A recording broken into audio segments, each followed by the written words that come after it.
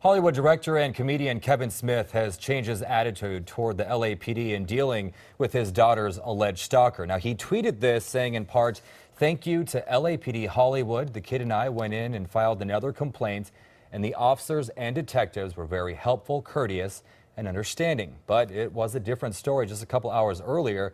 On Twitter, he voiced his frustration, saying he could not get through to detectives. He wanted to report the alleged stalker keeps getting closer to where they live.